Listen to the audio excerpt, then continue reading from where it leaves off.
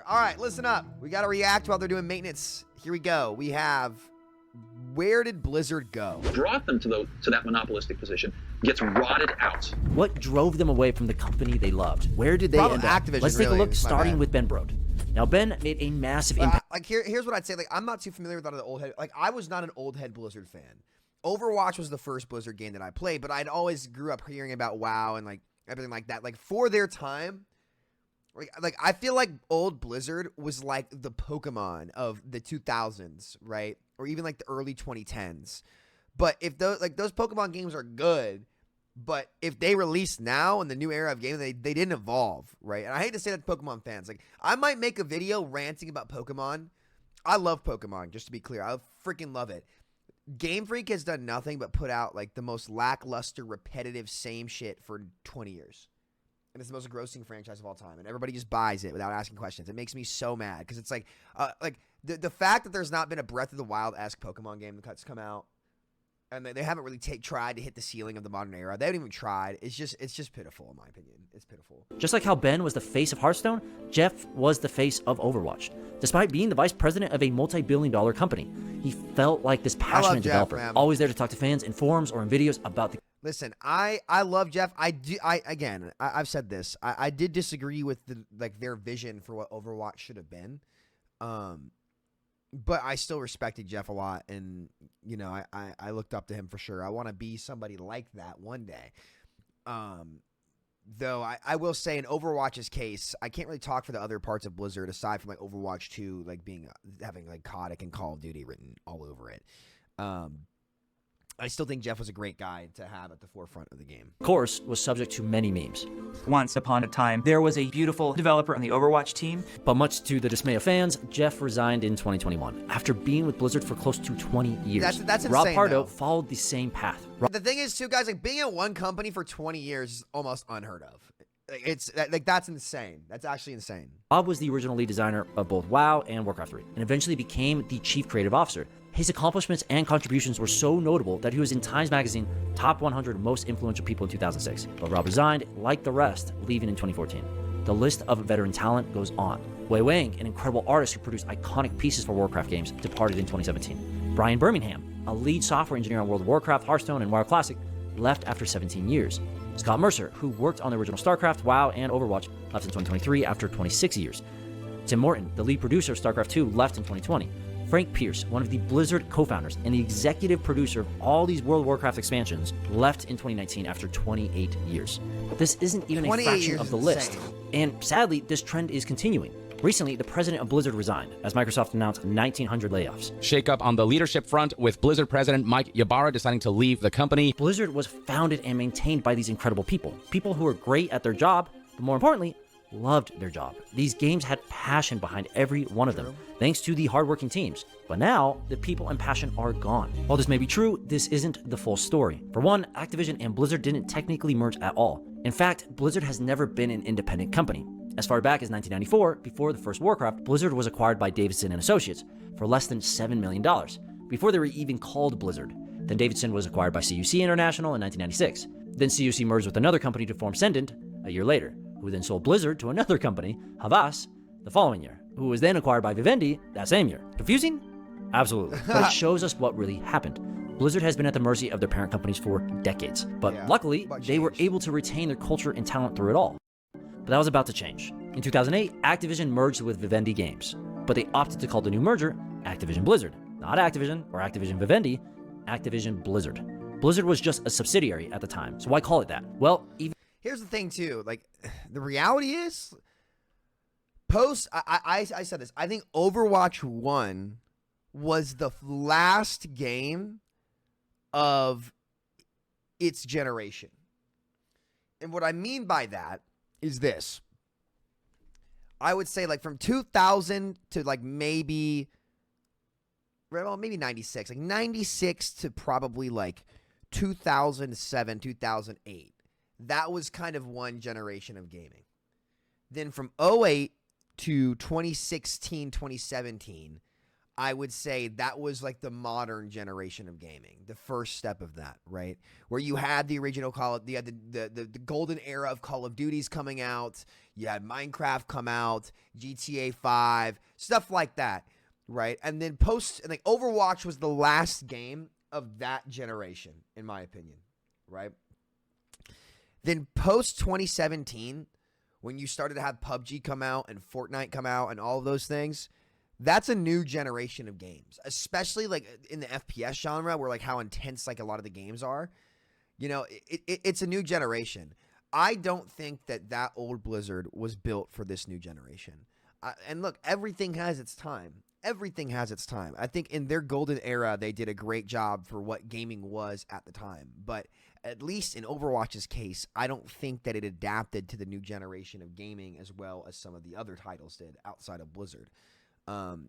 That doesn't mean that those people who left Blizzard were like bad at their jobs or anything. No, it's just like, you know, the times change, right? They did that for 20 years. 20 years is a long time, man. That's a long time. It's a really long time. So that's my hypothesis on like just gaming in general. Activision Blizzard quickly went from big to ginormous. By 2014, it was the 5th largest gaming company in the world by revenue. Soon enough, they became independent again by purchasing back the shares from Vivendi. So why does this matter? Well, because it begins to show us the real problem with Blizzard. Bobby Kotick was excellent at generating money, but his narrow and deep strategy had long-term consequences that took years to appear. Teams across the company were no longer encouraged and rewarded for quality, but instead were punished for lack of output. Executives began making managers rank their employees based on output, not quality. While it's normal for team leaders to improve productivity, the stack ranking quota required that at least 5% of the staff be labeled developing, which really just means poor performance, meaning lower bonuses, fewer pay raises, and fewer promotions. It didn't matter if 100% of the team was producing great work, some of them had to suffer. And that brings us to Brian Birmingham. Brian, like many lead developers, had been dodging these quotas for years, but he couldn't outrun them forever. Upper management forced him to label some employees as underperforming. The reason given by executive leadership was that it was important to squeeze the bottom most performers as a way to make sure everybody continues to grow. But in reality, growth just means output, which brings all kinds of terrible consequences. This sort of policy encourages competition between employees, causes people to sabotage one another's work, not to mention it ultimately erodes trust and destroys creativity. Brian refused, and unless the policy would be removed, he threatened to leave Blizzard. Unfortunately, his demands weren't met, and it cost him his job of 17 years. Fans were outraged, but Brian's case is just one of many. This has been happening at Blizzard for a while now. Blizzard didn't go from great to terrible in a day, but little by little, their culture gradually eroded, and so did their pool of talent. That's why so many incredible developers have left. But from Bobby Kotick's perspective, this was fine. Because another reason his narrow and deep strategy was so successful was because it was easy to attract developers and pay them below market wage, thanks to the popularity of the Blizzard IP. So talent became a replenishable resource, and that the company's employees incentive program really rewards profit and nothing else. Both of these things make for better business, but is why Activision Blizzard is in the state that they're in. They stopped valuing talent and started valuing output, which is why every game is over-monetized and why everyone who helped build Blizzard is gone. The issue wasn't that Activision Blizzard was run by business people, as many people like to say. The issue was leadership didn't care. They didn't. Yeah, like listen, this is why like I think people misconstrue corporate America with just bad leadership and management. Like I like listen, there's plenty of corporations out there who have a good culture and encourage the right things. What went wrong at Blizzard was, again, just what he's talking about here, in my opinion, where like it's just trying to milk their titles. Like think about this for a second. Look at Warzone.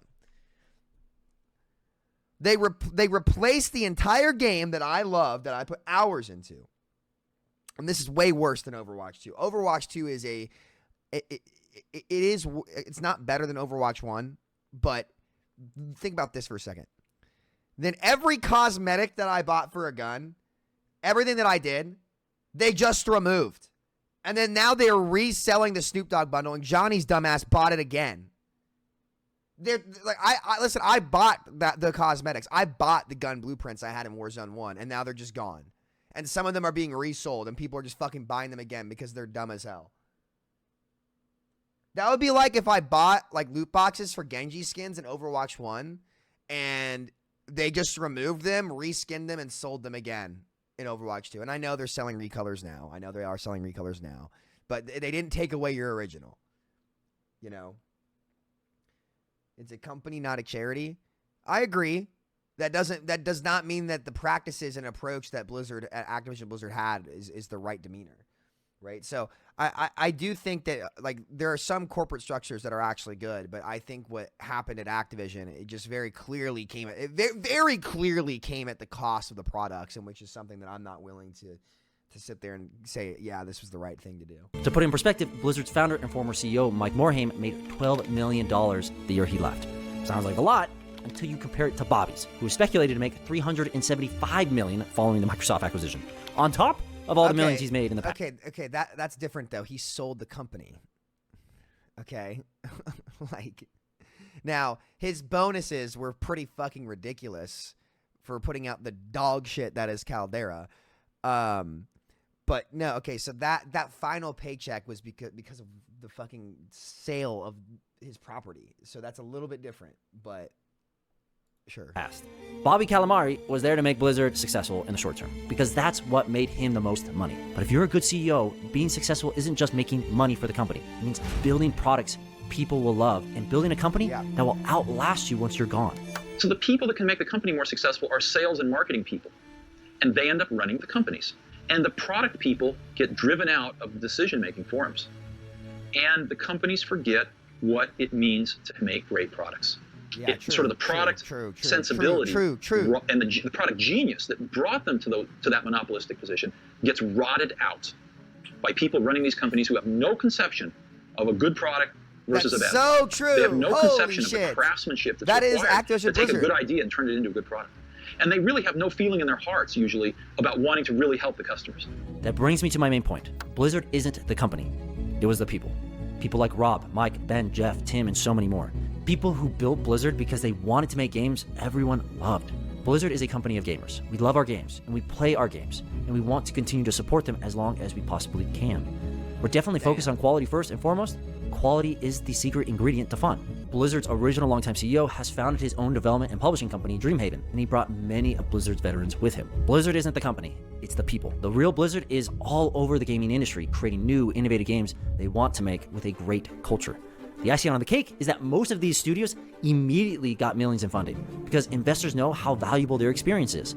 It's baffling how little Activision Blizzard cared for their talent, and they'll pay for it for decades. This is an example of a studio getting too big for its britches and forgetting the passion they once had. If you're feeling nostalgic over the golden age, I encourage you to follow the same developers that created it. They're still out there. Most of them creating new and novel experiences, returning the focus back from giant profit margins and terrible work culture to creating art and valuing talent. The only exception is Jeff Kaplan, the beloved face of Overwatch, who has somehow disappeared since leaving Blizzard. But if he were to follow the same path as his peers, there's no doubt Overwatch fans would flock to whatever he creates. Support these talented individuals, embrace their new endeavors. The real Blizzard we all love is still making games. They're just in different places. Plus, with Activision Blizzard being acquired by Microsoft and Bobby Kotick finally leaving the mantle of CEO behind, there might be some hope for the company. They aren't starting off great with all the layoffs, and they've been slowly killing some of our favorite franchises like Overwatch, but a man can hope. I still think the direction Overwatch was heading in Overwatch 1 was still the wrong one. I think Overwatch in particular, I think it's a little bit different than the other Blizzard titles. Like I think Overwatch was a bit of an accident as they've kind of come out and said on their own. I think it was a little bit of lightning in a bottle, but like Blizzard's culture, like as a company, very clearly just deteriorated beyond. I think there's a lot of things that go into that. I also think this era of gaming is about the indie studio as well. I think if you look at where gaming traffic's gone, and like look at Roblox's success, man. Look at some of the Minecraft servers back in the day. Look at UEFN. I think that those smaller studios publishing games and a lot of these bigger franchises becoming platforms, if you will, kind of is the future. But I don't know. I wonder if we're ever gonna see. You have to wonder if there's ever gonna be a way that Dynasty comes back for any company, because it's just a different era. Okay, that was a great watch, man. Wow, it was a good watch.